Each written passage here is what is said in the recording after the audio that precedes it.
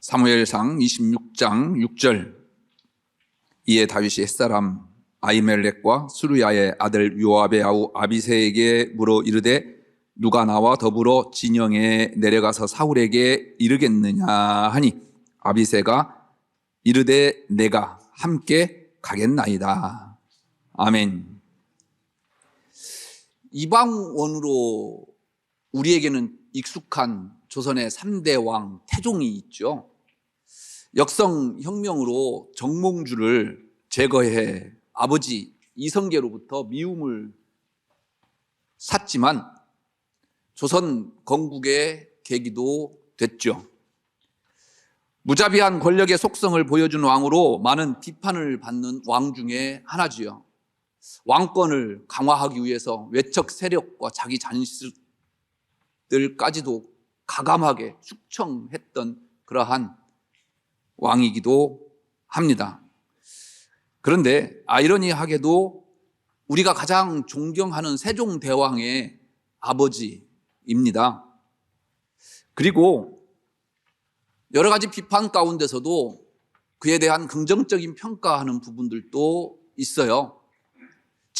지도자로서 책임감이 투철했을 뿐만 아니라 백성들을 위하는 마음도 깊었습니다. 경상도에서 거둔 세금을 운반하는 조운선 34척이 풍랑을 만나 침몰했어요. 쌀 1만 석과 죽은 사람이 1000여 명에 이르렀지요. 소식을 들은 태종은요 이렇게 이야기합니다. 책임은 내게 있다. 5월 5일은 음양으로 볼 때 대흉일이고 또 강풍이 불어서 배 운항이 불가능했는데 배를 출발시켰다. 실로 백성을 사지로 몰고 간 것이 나다. 쌀은 아깝지 않지만 죽은 것이 대단히 불쌍하다. 부모와 처자의 마음이 어떠하겠느냐라고 애통해하죠. 태종은 이렇게 백성들의 일에 내 탓이오 외칠 수 있는 왕이었습니다. 사고 발생 3개월 후 사관원이 상소를 올려요. 조운선을 올릴 때 풍랑을 잘 파악하고 화물 적재의 중량을 제대로 감독해야 합니다. 그 중요한 일을 용렬하고 간사한 무리에게 맡겨 수군 수백 명을 수장시키고 적재한 쌀 1만 녀석을 모두 물에 빠뜨렸습니다. 이로써 부모 처자가 하늘을 부르며 통곡했습니다 라고 보고합니다. 무리한 항해와 과적이 사고의 큰 원인이었음을 지적하는 항소죠. 조선판 세월호 사건이라고 할 수 있습니다. 이에 태종은 자신의 부덕함의 소치라고 이야기합니다. 요즘 비록 태종 이방원이라고 하더라도 이런 지도자를 그리워합니다. 세월호 사건이나 이태원 대참사에도 내 탓이라고 하는 지도자 하나 없습니다. 한국교회가 침몰 위기라고 이야기하는데 내 탓이라고 하는 목회자 없습니다. 저도 마찬가지입니다. 누구 하나 제 탓이라고 말하는 사람 없습니다. 오죽하면 이 목사가 이방원이라도 소환하고 싶었겠습니까? 사람들은 일꾼을 뽑을 때 지식이나 능력을 봅니다. 당연하지요. 나에게 이익이 되는 사람을 뽑아야지요. 그런데 능력만 보지 않습니다. 한 가지 더 보지요. 충성도를 봐요. 면접 볼 때는 이 충성도를 볼 수가 없지요. 그래서 채용한 후에 그 사람이 어떻게 일을 하는지에 따라서 진급에 적용합니다. 일을 잘하면 계속 일을 맡기고요. 성과급도 줍니다. 진급도 시켜서 회사에 유능한 인재로 관리하고 인정해 주는 것이 우리 인간들의 모습들이고 저도 마찬가지겠죠. 하나님은 어떨까요? 그런데 능력이 있느냐 없느냐 보실까요? 아니요. 우리 하나님은 그러지 않으실 것 같습니다. 왜요? 일을 맡기시는 그분이 능력이 부족함이 없는데 무엇 때문에 그런 것을 선택할 기준으로 삼겠습니까? 그러면 무엇을 보실까요? 저는 이렇게 말씀드릴 수 있을 것 같습니다. 단 한 가지, 순종입니다. 좀 부족해도 괜찮습니다. 능력은 하나님께서 주시면 되니까요. 열정이 없으면 어떻습니까? 하나님께서 열정을 불어넣으셔서 하나님의 일을 해 가시는 분이신데요. 그래서 우리에게 필요한 것은 이 순종이다라는 거죠. 그런데 때로는요, 이 순종을 하나님께서 주시기도 하십니다. 그런데 하나님은 우리 마음속으로부터 우러나오는 진정한 하나님을 향한 순종을 더 기뻐하십니다. 대림절 시작하는 주일입니다. 어떤 마음으로 아기 예수님을 기다리십니까? 오늘 본문은 하나님께 쓰임받는 사람은 어떤 사람인지를 보여주는 내용이죠. 하나님께 쓰임받는 것은 영광이고 감사요 기쁨입니다. 오늘 함께 예배드리는 여러분들이 이 감사가 넘쳤으면 좋겠습니다. 기쁨이 넘쳤으면 좋겠습니다. 하나님께 영광이 되었으면 참 좋겠습니다. 본문 내용은 여러분들 너무나도 잘 아시는 내용이죠. 사울은 다윗을 미워합니다. 자신의 사위거든요. 또 다윗만큼 이 사울에게 충성한 종이 있었을까요? 그런데도 이해할 수가 없어요. 그렇게 미워했는지를. 예부터 다른 것은 몰라도 사람 미운 것은 어쩔 수 없다라는 그런 말도 있기는 합니다만 참 이해할 수 없는 일입니다. 다윗은 사울에게 쫓기어 10여 년 넘게 도망 다니지요. 그 가운데 24장은요. 엔게디굴 사건이에요. 여러분들이 잘 알고 있는. 다윗을 쫓던 사울이 다윗이 숨어있는 그 엔게디 굴 속에 와서 잠을 자게 돼요. 이 말도 안 되는 소리죠. 그래서 다윗을 쫓는 그 신하들이 이거 하나님 주신 기회다. 단칼에 베어버려라. 이런 기회 또 주실 수 있겠느냐라고 이야기하지요. 다윗이 어떻게 합니까? 그의 겉옷자락만 베어서 그 자리를 피합니다. 그리고 멀리 떨어진 곳에서 사울을 부르지요. 그리고 울부짖습니다. 그렇게 한 그 겉소매를 벤 자기의 그 마음의 양심의 가책을 느낀 거예요. 하나님께서 기름 부어 세워준 우리의 주군을 내가 해하려고 마음먹었다라고 하는 그러한 가슴 아픔이 그러한 행동을 하게 합니다. 그래서 내가 당신을 해하려고 했습니다. 잘못했습니다. 회개를 합니다. 이 말을 듣고 사울은 더 이상 다윗을 쫓지 않겠다라고 맹세를 하지요. 그 다음 장, 오늘 본문에 있는 내용 그 전장 25장의 내용은 여러분들이 잘 알고 있는 그 사무엘의 죽음과 여러분들이 또 누구보다도 안타까워하고 있는 바로 아비가일 부부에 대한 이야기입니다. 오늘 이어서 26장은 계속된 사울의 다윗 추적기입니다. 일명 하길라산 사건이라고 합니다. 다윗이 사울을 피하여 자신을 따르는 무리들과 십광야 하길라산에 숨었습니다. 10사람 중 하나가 기브아에 있는 사울에게 다윗이 숨어 있는 곳을 고자질하지요. 십이라고 하는 이 땅은요, 유다 지파 땅이에요. 다윗은 어느 지파예요? 유다 지파예요.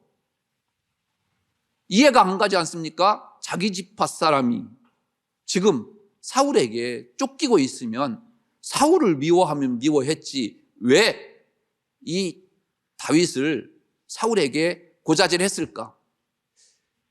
사울의 왕궁이 있었던 이 기브아는요, 이 황무지 하길라 산에서부터 북쪽으로 한 40km 떨어진 곳이에요. 그 먼 곳까지 달려가서 굳이 다윗을 고자질을 할 이유가 어디 있을까요? 이번만이 아니에요. 벌써 두 번째예요. 엥게디 굴 속에서 숨어 있을 때 그곳을 고자질을 한 사람들도 이 10사람들이었어요. 죄송하지만요, 이 10사람들이 저들하고요, 권사님 아닙니까? 집사님은 아니십니까? 장로님은 아니세요? 눈에 보이는 권력 앞에서 하나님의 영적인 일들은 한없이 작아집니다. 자신의 이익을 위해서라고 하면 과감하게 변할 수 있는 것이 우리 인간입니다. 같은 지파가 무슨 소용이 있습니까? 의리요? 인간이 믿을 수 있는 존재입니까? 늘 제가 말씀드리지만 인간은 믿음의 대상이 아니라 긍휼의 대상입니다. 믿음의 대상은 오직 하나님 한 분이죠. 오늘 주제가 아니라서 이만큼만 하겠어요. 사울이 다윗을 잡기 위해서 군사 3,000명을 이끌고 식광야 하길라산 아래에 진을 칩니다. 다윗과 함께한 사람이 몇 명인 줄 아세요? 600명이었어요. 그런데 사울은 이 600명을 잡기 위해서 최정예 3,000명을 이끌고 온 겁니다. 얼마나 다윗이 미웠으면, 다윗 잡으려고 혈안이 되었으면 이렇게 했을까요? 다윗은 그런 사실을 알면서도 피하지 않아요. 심지어는요, 사울의 진 한가운데로 들어가고자 합니다. 다윗은 아히멜렉과 아비새에게 묻습니다. 아히멜렉은 다윗 시대의 제사장이었던 그 아히멜렉이 아니에요. 동명이인이에요. 또 이 아비새는 여러분들이 잘 알고 있는 군대 장관이었던 요압의 친동생이에요. 요압은 이 다윗과 사촌이에요. 결국 이 아비새도 다윗의 사촌이었겠지요. 그 둘에게 묻습니다. 누가 나와 함께 사울 진영에 가겠느냐? 바로 오늘 말씀이지요. 여러분 이해가 되십니까? 다윗을 죽이려고 3,000의 군사를 이끌고 온 사울 왕에게 한 명만 데리고 적진 속으로 들어간다라는 것은요, 죽으러 가자는 거예요. 어떻게 해야 할까요? 당연히 못한다고 대답해야죠. 햇사람 아히멜렉은 그래서 아무 말도 하지 않습니다. 대놓고 못 가겠다고 할 수 없으니까 아무 말을 하지 않았던 겁니다. 대부분 저부터도 이렇게 하지 않겠습니까? 그런데 아비새는 전혀 다른 말을 합니다. 내가 함께 가겠나이다. 아비새는 이 말 속에서 당신이 가는 곳이라고 한다면 사지로 간다 할지라도 나는 당신을 따라가겠습니다라고 하는 그 충성을 보여주는 겁니다. 즉, 이 충성은 곧 순종이죠. 아비새에게는 이런 순종이 있었습니다. 아비새와 같은 사람이 구약 성경에 또 나와요. 많은 사람이 있겠지만요, 대표적인 사람이 이사야입니다. 이사야 6장 1절은 이렇게 시작하지요. 우시야 왕이 죽던 해에. 남유다는요, 북이스라엘보다 국력이 약했어요. 늘 힘들었어요. 그런데 이 우시야는 강대한 나라로 만들었습니다. 경제적으로도 군사적으로도. 나라가 부강해지면서 이 우시야는 교만해졌습니다. 그래서 하지 말아야 할 선을 넘어요. 그게 뭐냐면 제사장이 해야 할 일을 자기가 하게 됩니다. 결국 하나님 앞에 벌을 받아서 문둥병으로 죽게 되지요. 우시야 왕이 죽었음에도 이스라엘은 여전히 우상 숭배에서 돌이키지 않습니다. 기도하던 중에 이사야는요, 천상에서 회의하는 내용을 환상으로 봐요. 하나님은 이스라엘을 멸망시키기로 마음을 정하십니다. 그래서 이 일을 전할 자를 찾고 계시면서 하나님께서 내가 누구를 보내며 누가 우리를 위하여 갈꼬 하실 때 이사야는 내가 여기 있나이다, 나를 보내소서 응답합니다. 이사야가 가서 전해야 할 내용이 뭡니까? 이스라엘이 바벨론에 멸망할 거라는 겁니다. 백성들은 포로로 끌려간다라는 것입니다. 이것은 자신의 목숨을 내놓아야 하는 말입니다. 비록 우시아가 죽기는 했지만 지금 유다는 다른 나라가 쉽게 넘보지 못할 강한 나라예요. 넘볼 수 없어요. 무너지지 않아요. 그런데 이 강한 나라를 두고 멸망한다? 저주죠. 망언이지요. 설령 나라가 어려워진다고 한다면 이사야 같은 선지자는 어떻게 해야 할까요? 백성들을 잘 추스려서 우리 하나 되자. 내가 앞장서겠다. 나를 따라라. 해야 되는 것 아니겠어요? 그런데 멀쩡한 나라 두고 망한대요.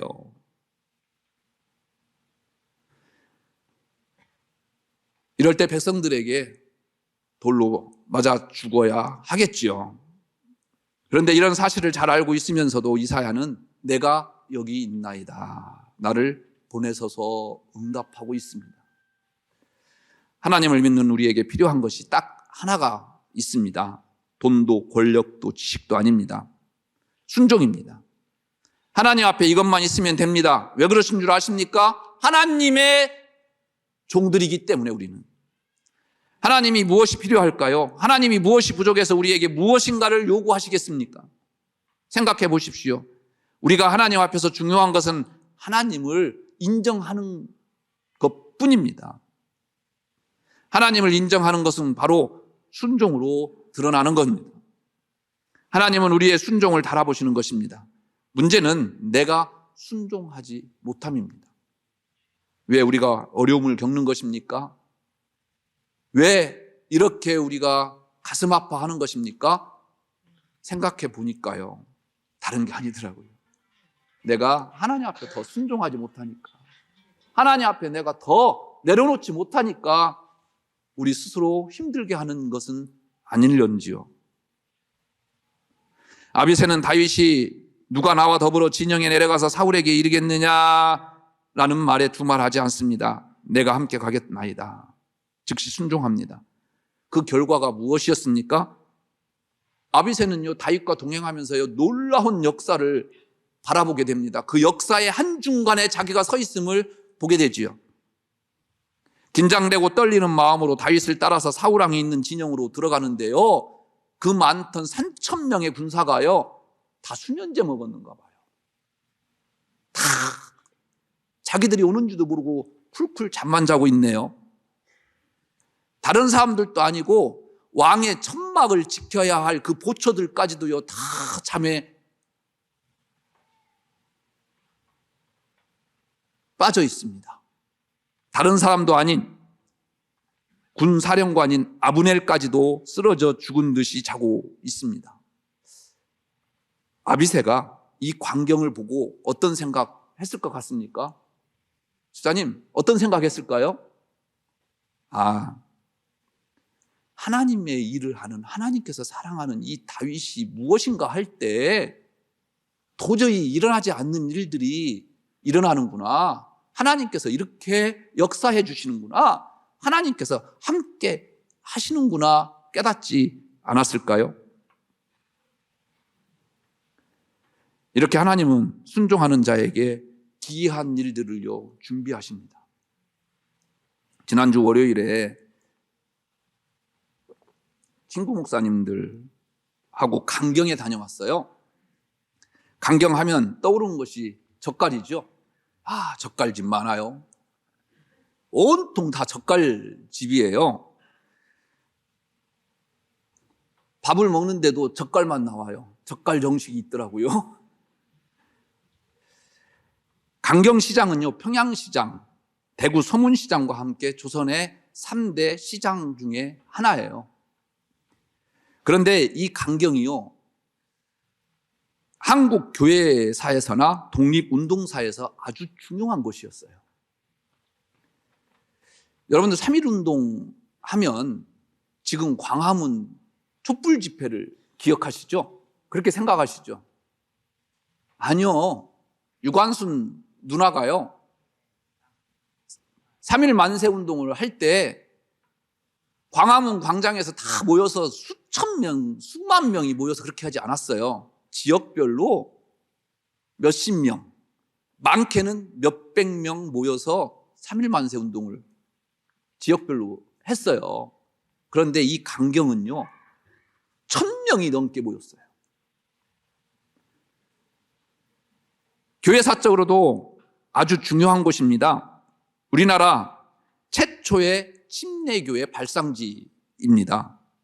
강경 침례교회가 우리나라 최초의 기역자 교회였어요. 특히 이 강경은 신사참배가 처음으로 시도된 지역이었어요. 일제가 우리나라를 수탈하기 위해서 이 내륙 깊숙한 곳 강경을 선택해서 그 강경 농산평야에 있는 그 곡물들 뿐만 아니라 육지에 나오는 모든 물자들을 다 거기에서 실어갔어요. 그러니까 어떻게 하겠습니까? 바로 일본 사람들을 이주시켰어요. 그래서 그곳에 강경에 그때 당시에 10만 명이 살았대요. 지금은 한 10,000명밖에 안 된대요. 근데 거기에 일본 은행이 있었어요, 여러분. 지금 그 터가 남아 있더라고요. 그래서 일본 사람들이 많이 사니까 뭐가 있겠습니까? 신사가 세워질 수밖에요. 그래서 신사참배 거부가 처음으로 일어났던 곳이 이 강경 땅이에요. 우리 교회사적으로. 언젠가 말씀드렸죠? 강경 성결교회 교회학교 아이들 57명이 신사참배 최초로 거부한 아이들이라고.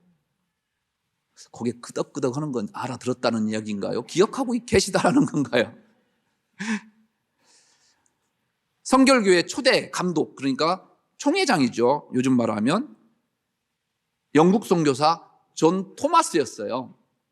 강경 성결교회가 너무 비좁으니까 교회를 새로 지어야 된다라고 청원을 하니까 직접 내려와서 교회 부지를 돌아보고 있었어요. 그런데 때마침 3.1 만세 운동을 하고 내려오던 5명의 청년들과 토마스 선교사가 함께 있었어요. 이것을 본 일본 순사들이 토마스 선교사가 바로 이 만세 운동의 주모자인 줄 알고 강목으로 무차별하게 구타했습니다. 토마스 선교사는 29군데 골절상을 입고 일본 경찰에 체포되었지요. 조사 과정에서 만세운동의 주모자가 아니고 순수하게 선교 활동을 하는 선교사라는 것이 밝혀지게 됩니다. 일본 경찰은 문제가 더 커지지 않게 하기 위해서 빨리 합의를 하려 했어요. 그런데 토마스 선교사가 생각하니까 너무 억울한 거예요. 있을 수 없는 일이 벌어진 거예요. 그래서 자기의 나라 영국에게 이 문제를 제소하게 됩니다. 영국이 어떤 나라예요? 당시에 해가 지지 않는 나라고 대영 제국 아닙니까? 대제국들의 특성이 뭐예요? 우리 국민에 대해서 조금이라도 해가 가면 가만히 있지 않지요. 자존심 문제인 거예요. 우리가 죽는 거하고요, 미국 사람 하나 죽는 거하고 외국 가서 달라요, 가치가. 힘이 있는 나라들의 그런 모습들이지요. 마찬가지였겠지요. 그래서 이 문제가 영국과 일본의 외교 문제까지 비화가 됩니다. 결국 어떻게 됐느냐? 결론적으로 말씀드리면 이 일본이 영국에 사과를 해요. 그리고 이 토마스 선교사에게 배상금을 지불하게 되는데요. 얼마냐? 5만 달러예요. 지금 1,300원 기준으로 하면 6,500만 원 정도 돼요. 그런데 당시에 5만 달러라고 하면 어마어마한 돈 아니겠습니까? 그런데 단 한 가지 조건이 있어요. 토마스 선교사 한국 땅에서 선교 활동하지 말고 추방하는 조건으로. 그래서 5만 불을 받아 갑니다. 이후 열악한 교회 건축을 위해서 기도하던 이인범 전도사님, 강경 성결교회 3대 교육자들하고요. 그리고 그 아이들 신사참배 못한 그 아이들을 가르쳤던 전도사님 백신영 전도사예요. 우리가 이분들 이름은 한 번 정도 들어야 되지 않겠어요? 그래서 말씀을 드립니다.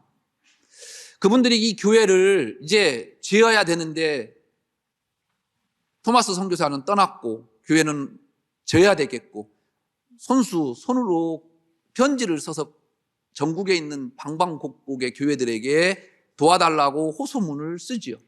그런데 아이러니하게도요, 이 토마스 선교사가 영국으로 간 게 아니라 미국에 휴양차 갔는데 이 선교사 손에 이들의 편지가 들려 있었어요.